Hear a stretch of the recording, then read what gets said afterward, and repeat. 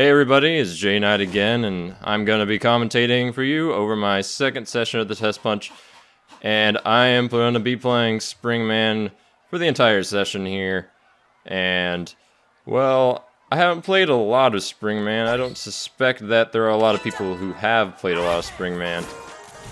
Typically in these games, people will kind of gravitate away from the mascot generalist character. But I think that Springman doesn't he is on the cover, of course, but the thing about Springman is he's actually quite an interesting character in the terms of the game. He's like an aggressive, parry-based character. But as you can see right here, I am not really utilizing him to the best of his ability. He's getting some reflex. Just really not landing a lot of punches, though, is the issue.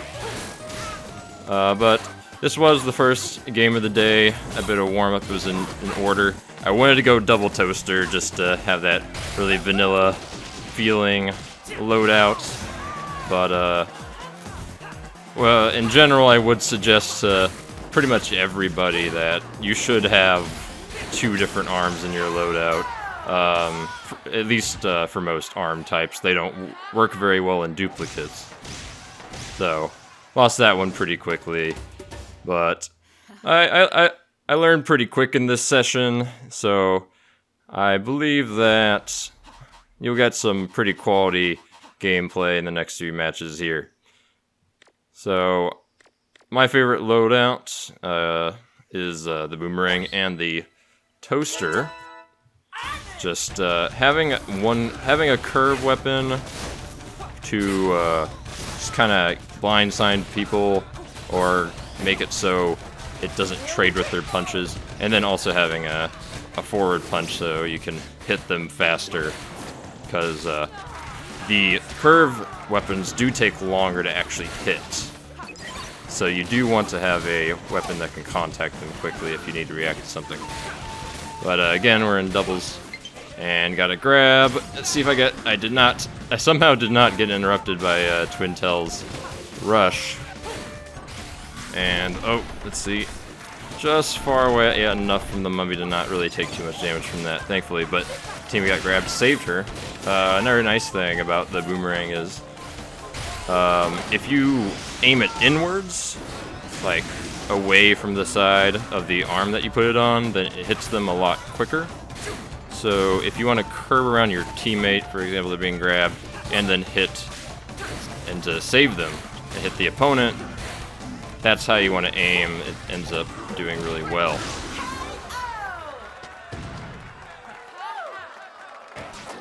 And there we go, just a pretty simple match there.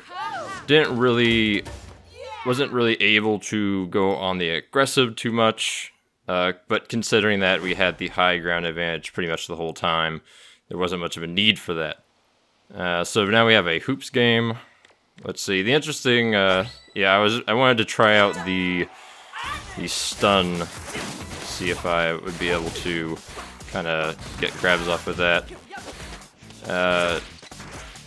For anyone who doesn't know, and it's not very common knowledge, but the way that the stun attribute actually works is, again, it's not 100% confirmed or tested. The game isn't out yet, but from what we understand, the way it works is it kind of resets the state that your opponent is in. Usually, 2 hits will knock down your opponent, but if you use stun, then it resets that, and you can get more hits in before they actually fall down. So that is one interesting aspect. This guy was a little laggy, I suppose. Not too terrible. You know, it didn't really end up affecting the match too greatly, at least on my side. It was relatively fine. Though, as you can see, things were a little slow to happen.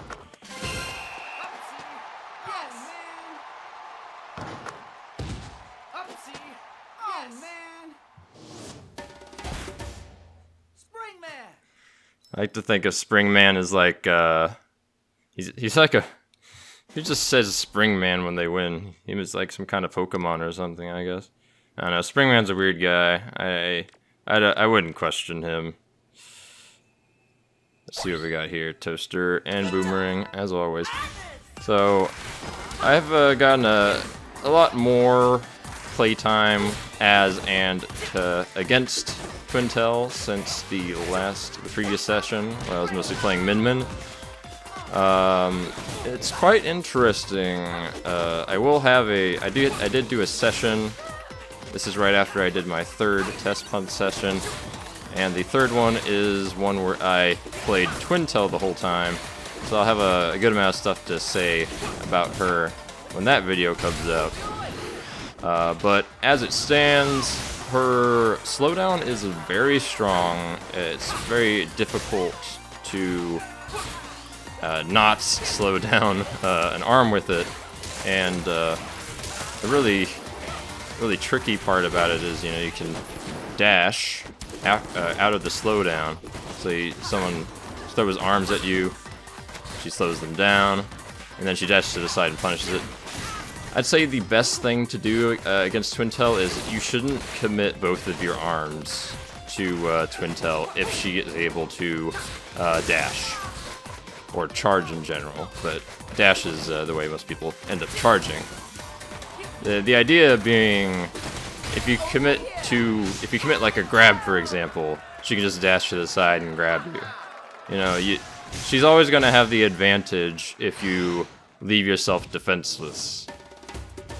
So you always want to have that second arm so that she doesn't get to do whatever she wants, and if she wants to dodge to the side and grab, you at least have that second arm to punch the grab out of the air so that you don't take that 160 damage. So here we got Ninjara, and he is using the Chakaram and the Tri-Blast. We'll have to see when the game comes out, but I think the Tri-Blast is a pretty strong weapon. Again, it has the explosion trait, and it's just kind of three bolts in a spread. Good for catching people that dash, and the additional explosion makes it even better at that. And, well, it seems like we swapped high ground and low ground here. So, yeah, I got a good parry, stuff like that. The thing about Springman is because his charge, because he can only do his charge repel on the ground, he's a bit more of a ground fighter. You see here, I keep jumping, and whenever I jump, he would just grab me or hit me, because Springman's defensive option is pretty much all on the ground. His air dash is not bad, and of course, you want to jump in certain situations, every character does. But it's just kind of the case where you don't want to be jumping all the time. Most of the time, you just kind of want to be on the ground, charging, dashing towards your opponent, and getting ready to let go of your charge at the right time to put them at a disadvantage. Again, it's kind of like, if you think about Twintel's slow field, she just kind of holds it, and then, if you punch at her when she's holding it, then she slows down your arms. Springman's a lot more of a, I'd say Springman has a little bit more time to react to someone throwing a punch, while Twintel kind of makes a field, and if your opponent happens to be punching at you at that time, again, like at long range, you can react to long range punches and slow down with Twintel, because travel time. But I'd say Springman is a bit better at being aggressive and being able to react to people punching at him. But in the end, I would say there's a pretty strong similarity between the two. It's just Springman ends up being a bit more aggressively focused. As we can see here, he keeps. And here's the big thing. Here a lot of people complain about the grab spamming, but it's kind of like, you have a lot of options. You can just punch through it, especially with those charge punches. Get right down the middle. You can get them pretty good. You know, there really is a lot of answers to these grabs, and especially like a lot of the characters. They have defensive options that also help them avoid these grabs. I mean, there are plenty of outs, and even character-specific outs, to these grabs. I would advise anybody who thinks that grabs are overpowered to try rolling in a direction when you get up. Jumping when you get up can be not great, especially against someone who's jumping, because grabs can still get you. But, you know, just kind of rolling in a direction when you get up. If they are grabbing you, punch at an angle that will stop their grab, things like that. And then, you know, character-specific things like Min can just do a backflip, and pretty safe when she wakes up off the ground, things like that. So, yeah, so we're in skill shot now, and I've just kind of decided to go with the double tri-bolt, just to try and easily break as many targets as possible. Having a little bit of trouble here, not too used to the tri-bolt, but now I'm kind of getting it. Part of my strategy was just kind of like grabbing whenever a new round would start, so you can break a lot of stuff like immediate like that. But with the tri-bolt too, you can just kind of do 2 punches at the start, cover a lot of area. And it's probably better in the end. And you can see there, like, you know, if your opponent doesn't contest you on that, and if I keep just kind of hitting him with stray tri-bolts, like, he's having a really tough time, like, keeping up with even being able to break pretty much any targets.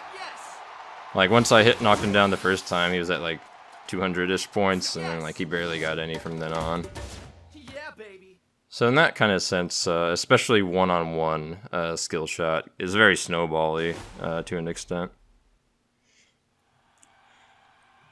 And we're gonna get against Ninjara again. A lot of Ninjara matchups here, but this time I decided that I was gonna be pretty defensive. You know, Ninjaras, just kind of in general, they like to do that jump, dash, grab type thing.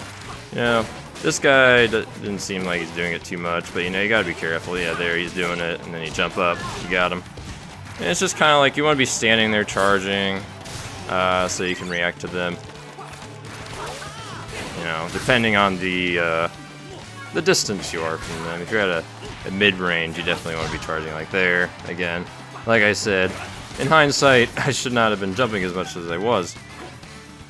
But still, you can see that as long as you stay at that mid-range, give yourself enough time to react, then you're pretty good against those grabs. Again, I was not quite quick enough on the grab punish there. That was just a little quicker. Maybe it was the angle or something that made me not want to grab earlier, but nope, still cleaned it up pretty well. No big deal.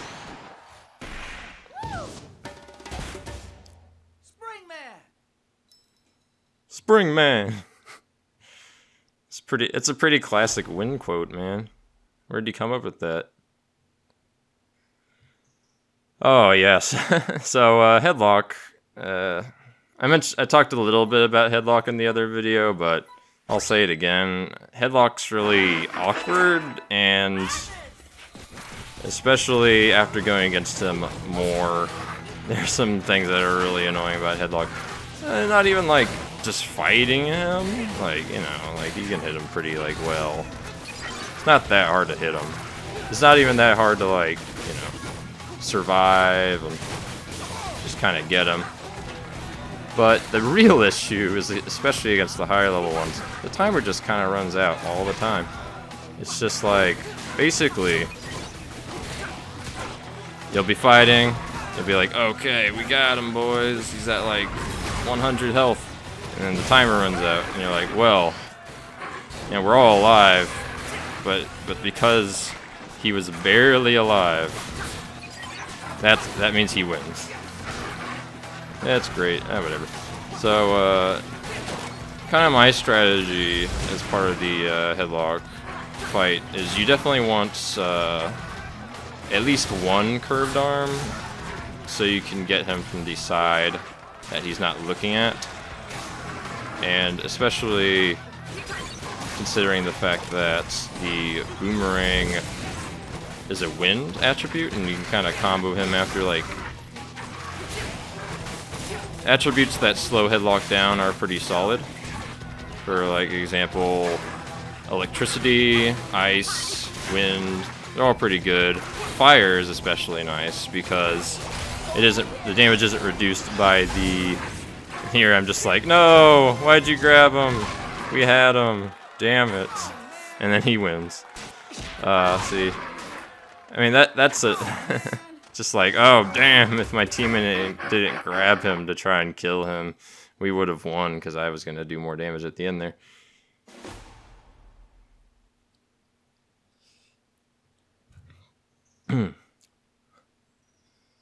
So let's see. We got high ground again, which is I will say that Twintail has a pretty significant advantage on Ninja College. I would say the higher in the air Twintail can get, the better off she is. And then here I'm just kind of like, this is like the third Twintail I've gone against, and it seems like she knows how to use her arms. So I'm just trying to learn it, right? She's throwing a lot, she already has her rush, and then, you know, I'm just kind of having trouble here. You know, I just go for the block, and then I'm far away enough, so I'm like, okay, I'm ready to go back in. Now here, yeah, like, I'm starting to do the repel now. That's what I should have been doing the whole time. Just repel is very strong, you know, you can hit him, especially if you have a fire. You can just get a pretty good mid-range punish with those fire weapons, since they get that big damage buff. And, well, now she's just kind of, yeah, now that I'm blocking out a lot of her attacks, she has rush again. But, you know, I curved that quite well to hit her. You know, just kind of far away enough that she's not able to get me with grabs, and again, I just kind of went in with the grab because I was getting a little greedy. Again, you really don't want to run at somebody with a grab unless you're quite sure that they are going to get hit by it, or if they're, you know, being pretty passive and just blocking. Now here, I'm just like, well, you have the high ground. I have more health. That's just kind of how it works out in the end, unfortunately, on Ninja College. I think it's just like, oh, well, I don't really want to approach you, and if I have more health, then there's especially not a reason to approach you. You know, such little time left, it just kind of happened that way. I don't feel too bad. I don't feel bad about it, just because, well, she was staying really far away from me the whole time.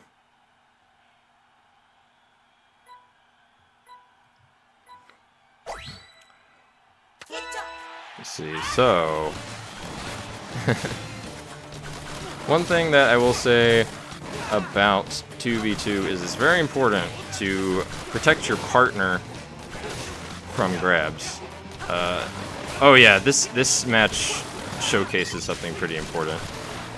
Now, I want you to pay attention to the cord that I got going on here. Like, okay, so I got my cord. I'm trying to dash that way. Get hit. And let's see. So, trying to go this way. And wait, okay. I'm sorry. I totally forgot what part of this was, but here's the point. I'm very far away from my teammate, and if that person with the dragon, like for example, I'm trying to kind of dash away from the dragons, then I'm not going to be able to survive on wake up, because my teammate is forcing me into position where I'm just gonna get hit by those dragons. I mean, it's a roundabout way of saying it, and I guess it wasn't really like that well demonstrated in the match. But I think it can be a pretty big problem when it comes to, especially the dragon arms and other arms that are similar to it in 2v2 that can end up with a lot of issues. So yeah, here's 2v2 a skill shot.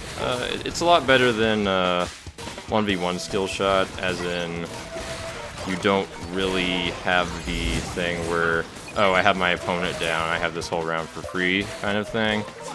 You know, because, you know, just from the fact that there are 2 players, it's much harder to lock a whole 2 players out of doing anything than it is locking 1 player out of doing anything. Yeah, and here, you know, I'm just having a bit of trouble. I feel like I just ended up aiming at them a little too much, not really aiming too much at the targets. But, you know, I ended up getting a pretty good amount of hits for some extra points, so I don't feel too bad about it. And then we ended up winning, not by much, but we ended up winning.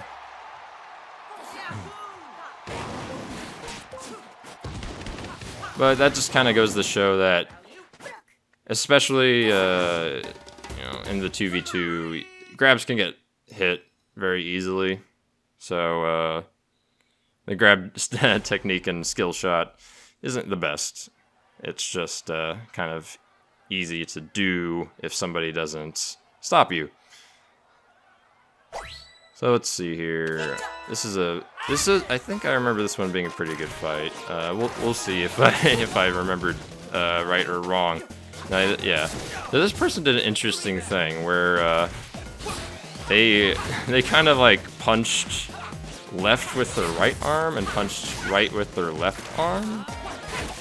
So that, like, it was kind of like a really, I think it's pretty interesting because the arm she's using is the Ram, and those, when you aim inwards, like I said earlier, inwards into your body, though they hit your opponent earlier than if you were doing it on the outside. Outside is a bit more for doing dashes, but if you want to hit them sooner and even a bit closer to you, you want to do aiming inwards with it.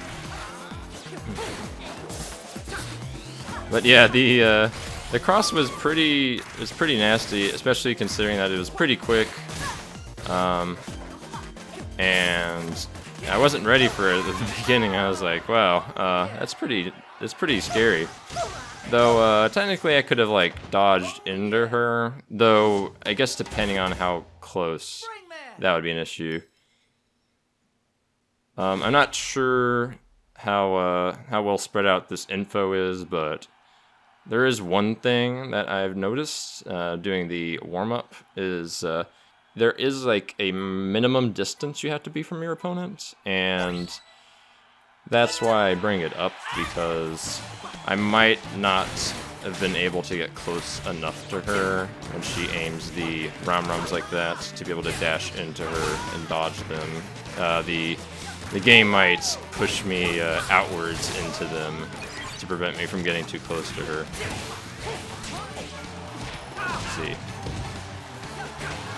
And again, you'll kind of just notice the person who grabbed first ends up having the raw end of the deal if it's just a grab out of nowhere. I mean, if I was good at punishing them, obviously. I'm not going to punish everyone perfectly most of the time.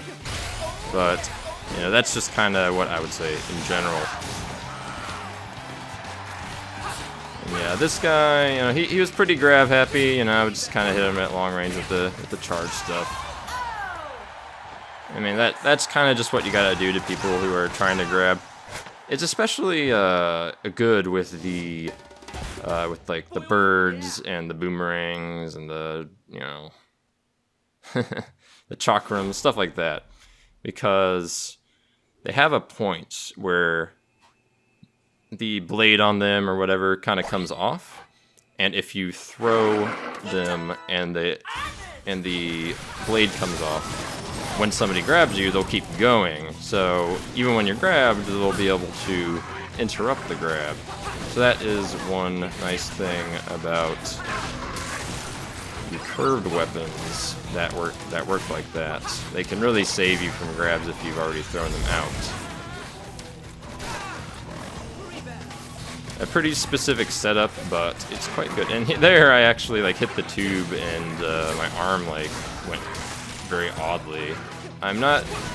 I'd like to get some more testing with that, because you'll notice sometimes when if your arms bounce off the ground, then they'll, bounce along the ground, they'll do something weird. So, might be some interesting things for like hitting things and hitting weird angles. Probably not super useful, but it's interesting. And I just like seeing how things work. And yeah, well, that was a level 3 headlock. You can kind of see that it's very easy to kill him. But again, you just look at the other headlock that we went against earlier. That was level 4. We barely didn't kill him. It just kind of like gets worse from there. Though to be fair, I feel like up to level 5 headlock, it's not too difficult to kill. But I feel like a lot of people are doing grabs against him, which actually like slows down the damage, so you don't really beat the timer very well if you're grabbing a lot. It's an easy way to like, and it's good to like save people with the grab. Like usually he has armor, you need to save somebody, you can just grab him. And it does good damage. If you need to guarantee some damage at the end, you already done good damage, you can do that. But I would just be careful about grabbing him too much. Yeah, so there, I hit off the test tube, and then it kind of kept curving. I guess it doesn't matter too much.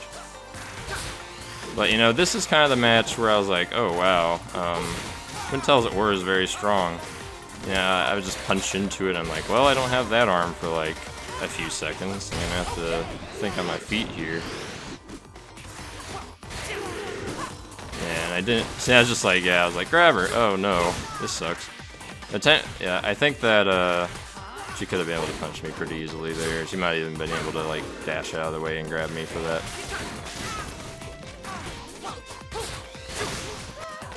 Yeah, but Springman definitely wants to be the aggressor in this fight. From what I learned going against Twintel, you really want to be able to pressure her, not to let her just do whatever she wants, staying in the air, keeping that charge. You want her to like have to work for it, and just kind of when she tries to do like a desperate dash, you need to keep your eyes out for that. Basically, you really just want to like manipulate her behavior from zoning you and just poking you to having to defend herself, rather than playing defensively. Yeah, match starts off, my guy gets grabbed, unfortunate things, but, it happens.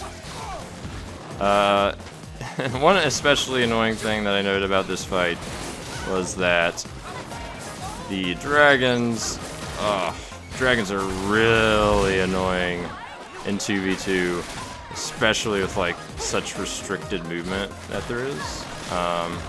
It's just kind of like, oh, I'm trying to get up here, trying to go off to the side, but my teammate is a little too far away from me, and I can't dodge in that direction. And just kind of like how the camera is, it's hard to determine how far away you are from your ally sometimes.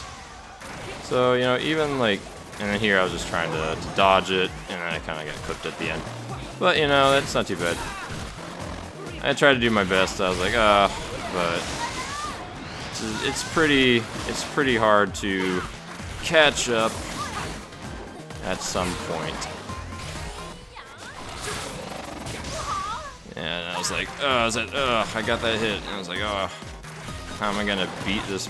He goes in on this person, first of all, that's using the dragon arms.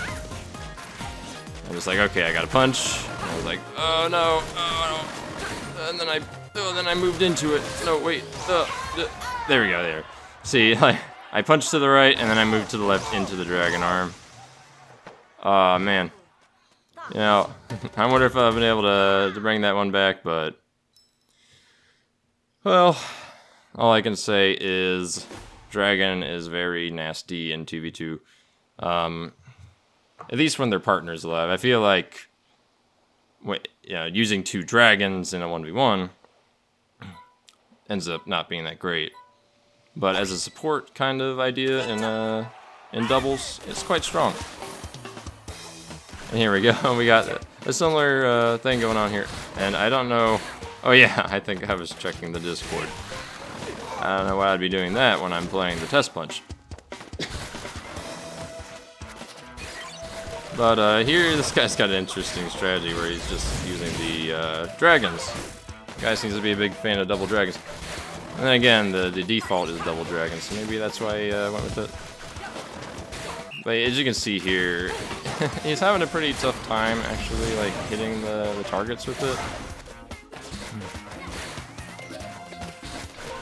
And, you know, I'm just, you know, I think one of the important parts about skill shot is that you want to have a straight shot and a curved shot, because the straight shot can hit in front of you, and then while you're punching with the straight shot, you want to get some stuff to the side that a straight arm wouldn't be able to get as well, so then you want to have that curved arm to be able to get that at the same time.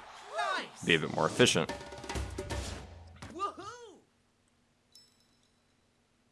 Woohoo, indeed.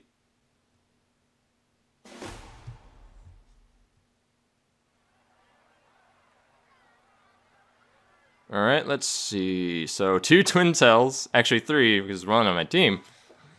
Twin Tails, there's quite a bit of Twin Tail playing that I experienced this time. With the last session, I only went against, like, 1 Twin Tail, which was very surprising, to be honest. You would think that the first session is the one I would run into the most Twin Tails on, but that is not the case. Apparently for me. But just like, oh geez, there's so many Twin Tails, I don't know which one is my teammate. Oh, and I just got grabbed into a... Yeah, it's pretty rough. And then I was like, oh, barely missed that guy. Things like that. It's like, oh no, what can I do? Oh, I got a hit. Sweet. And then, yeah, that's what I said earlier, you know, I threw that boomerang and then I got grabbed, but the boomerang saved me. So here I'm just like trying to survive as long as I can. I try to save my teammate there. I'm just like, oh, do super, and then my guy was like, oh yeah, I'm just gonna do it while that guy's still down. You know, he could have waited a bit, but there we go. Finished that off pretty well. You know, that permanent charge on Spring Man really helps out to close out those rounds. I can see, like, you know, a Spring Man starting off very aggressive, especially in like doubles, and then kind of falling back when they get low and just punching out those really powerful punches while their teammates in the front, you know, kind of like a setup where they can swap off with each other. Maybe like a Springman Master Mummy type thing. Alright, so Mechanica. I got a pretty nice curve punch there around the tube, and I'd say the key to playing on the labs is you wanna switch sides on them, on the tubes. You know, they're like, oh, that guy's hiding behind the tubes. But if you keep like punching from left side of the tube, go to the other side, punch the right side of the tube, just, yeah, stuff like that. If you kind of keep switching the tube side on them, then it can really screw with them. Yeah, and then I'm not quite at the right range. That's like max range toaster right there. But especially useful against armor characters. I didn't quite hit there. If I angled the punch upward, I would have had it. But yeah, and then here I'm just like, dodge it, kind of my own rush. I've been seeing more people recently interrupt their rush to turn and re-aim, and that is definitely the right thing to do. Rush is pretty interesting, as in it does last for a decent bit, and I feel like there is a bit more usage to it other than just dealing a bunch of damage. I mean, of course you want to deal a lot of damage with that, but I think, for example, I was playing Mechanica earlier, and I had a little bit left in my rush, and my opponent was down on the ground, so I threw out a homie, and the explosion happened when they came up off the ground, and that made it so I had a pretty good time just kind of being able to push the aggression after my rush was done.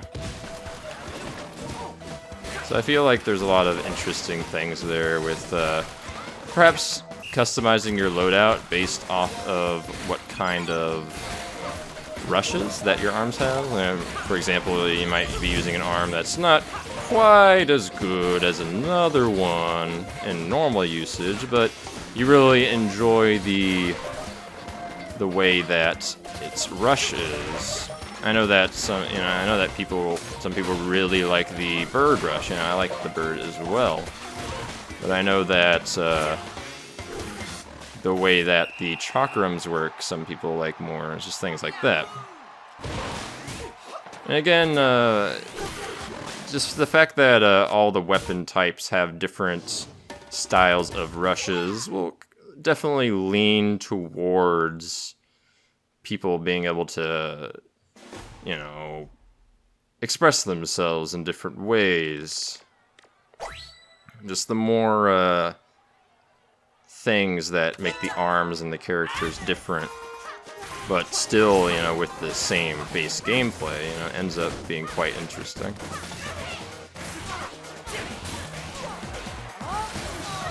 And there, I think I might have hit my teammate there. I guess I was just a big jerk. Yes, so the thing about wind in doubles is interesting thing about wind in doubles is because of the way the chord works, you can push somebody to be far away from their teammate, and then their teammate kind of gets locked out of a certain direction that they can dodge in. They can only really dodge towards where their teammate is going. So you can really like set up some like traps and things like that. You know, if you're smart about it. Oh no. I don't know exactly how that happened, but maybe there's a little bit of leniency on the rush for like when you can activate it before they start moving towards you or you moving towards them. That might be the case. And then my teammate disconnected at the last second. And he falls on the ground helplessly. In defeat.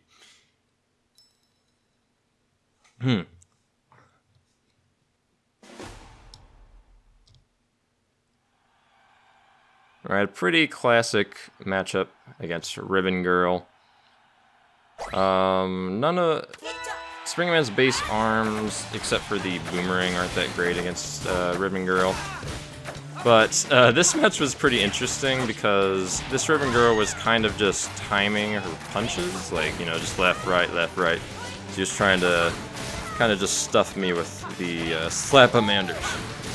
But, you know, I kind of just, you know, I was just being very evasive, just kind of whacking with the boomerang. You know, she wasn't really blocking, she was just kept throwing the slap-a-manders. So I just put myself at the right distance to not really get punished by them. They're not quite as long range as the boomerang, so you can kind of just, you know, be like, whatever, you know, I hit you. Slap-a-manders are quite good, they're quite fast, but keep in mind they are shorter range than a lot of the curve weapons. So you want to be quite careful about using them just to kind of keep your opponent from moving closer to you like that. Let's see, we got two Ribbon Girls. That's going to be quite interesting. And again, it's that Ribbon Girl that was doing these slaps. But conversely, this is doubles, so I don't really have the ability to stay at a perfect range away from the person that's just kind of timing the slaps, and my teammate is not having a great time with it either. And oh damn, I mean, yeah, and I got hit by that because I didn't quite go forward enough, and just a lot of grabs, a lot of counters, and my teammate didn't quite save me there. Yeah, but yeah, like I said, I hit my teammate there. That was my fault. But yeah, like I said, it's things like that slap-a-mander thing are much more difficult to avoid in doubles just because of how your teammates kind of restricts you within a certain area. so that as long as your the opponents are within a certain range of you, you know, it isn't as easy to move around with your teammates. So that things like that Slappermander, you know, just left, right, you know, that'll really stuff you. Of course, I probably should be blocking more. You know, you probably should be blocking a lot more in doubles. But people also go for grabs a lot more in doubles. So again, that is a little bit of a thing you have to consider. And again, the best way to play hoops, you know, you just wanna throw out a punch perhaps every now and then. This guy's throwing out, you know, a pretty good spread here. It's pretty difficult. But yeah, the thing you mostly want to do in punch, hoops, is you don't really want to be proactive on the grab, from what I can tell. You can very easily avoid grabs. I'd say, like, in the end, just kind of building up rush ends up being the best. Or, you know, if you can catch somebody that's punching, then more power to you. But you don't want to be that guy that's just, you know, grabbing because it's like, oh, it's hoops, you know, I grab and it gives me points. You know, that's just not how the game works. It's like, you know, it's not like in, say, Street Fighter or another fighting game like that. You don't, like, be like, oh, well, this heavy leads into my most damaging combo, so I'm just going to use this heavy every time. Well, I mean, that's really not how fighting games work, you know. There's like a risk-reward factor, especially with the grabs, you know, very punishable. You know, heavies in fighting games very punishable. You know, like, that's where I get my reward, but it's also where I get the greatest risk. So it's more like the kind of thing where, yes, that's what gives you the most points, the fastest. You know, grabbing somebody a lot. But technically, going for Russian hoops, or, you know, this applies to the entire game, to be honest. This is going for punches, going for those charge hits. They might not do as much damage as a grab, but they end up being better just because they're safer, and your opponent is, you know, it's not as predictable. That's the main thing. There's a lot, you know, you can punch at a lot of different angles, you can cover your punches with another punch, and there's all these different arm types, but grabs are always grabs, and, you know, once people are like, oh, well, this is how you beat grabs, you know, I have this arm, you know, I use this arm to beat grabs, so I throw this out, and I keep this near me to protect myself from grabs. You know, it's really not going to be like a thing that's going to be something you're just going to throw out to try to get.